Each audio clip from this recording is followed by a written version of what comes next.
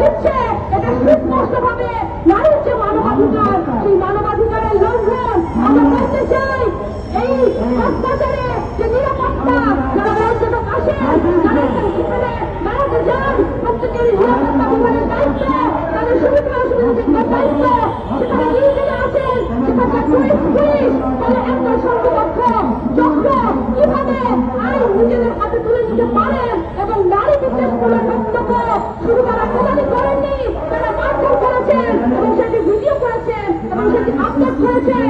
আমরা বলতে চাই অপরাধীরা এইভাবে প্রকাশ্যে মানুষের কাছে যেভাবে তাদের কর্মকাণ্ড, তাদের বক্তব্য চিন্তা ছড়িয়ে দিচ্ছে এবং প্রচার করছে, সেটা সমাজে নারী সম্পর্কে যে বিদ্বেষমূলক চিন্তা, যে পশ্চাৎপদ চিন্তা, সেটা কিন্তু আরো বাড়িয়ে দিচ্ছে। তাহলে আমরা দেখতে চেয়েছি এই যে যিনি মামলা করালেন তাকে একটা যখন মামলা করা হলো তার পরবর্তীতে তাকে গ্রেফতার দেখানো হয়েছে।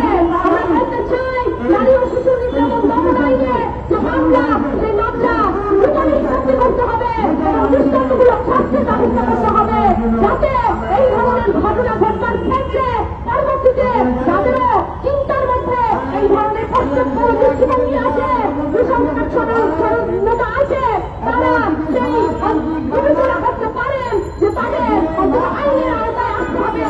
যে প্রতিবাদের ঝড় উঠেছিল এই ভিডিও ভাইরাল হওয়ার পর, তারপরে আমরা দেখেছি অপরাধীকে ধরা হয়েছে। তবে আমি সাথে বলতে চাই অপরাধীর শাস্তি বিচার নিশ্চিত করা এই সরকারের দায়িত্ব। আমরা বলতে চাই এই যে এই নারীদের যেভাবে হেনস্থা করা হয়েছে, সেখানে তারা বলেছেন এই নারী ছাত্রলীগের সাথে যুক্ত ছিলেন, কোথাও বলা হয়েছে এই নারী যৌনকর্মী ছিলেন, কোথাও বলা হয়েছে এই নারী তৃতীয় লিঙ্গের ছিলেন।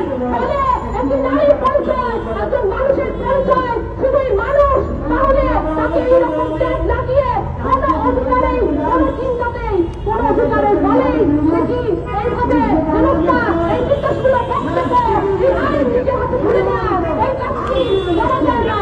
তাহলে আমরা দেখতে পাচ্ছি অপরাধীরা যখন অপরাধ সংঘটিত করেন তখন তারা নানা সমাজে যে পশ্চাৎপদ চিন্তা সেটিকে উস্কে দিয়ে কিভাবে তাদেরকে কর্ম করেছে, যেভাবে চলবার স্বাধীনতা হারানো হয়েছে, যেভাবে মত প্রকাশের স্বাধীনতা হারানো হয়েছে এই বাংলাদেশে, এই গণঅভ্যুত্থান পরবর্তী বাংলাদেশে আমরা সরকারের কাছে দাবি জানাতে চাই নারীর যে চলাফেরার নিরাপদ পরিবেশ সরকারকে নিশ্চিত করতে হবে, আইনের যথাযথ প্রয়োগ নিশ্চিত করতে হবে।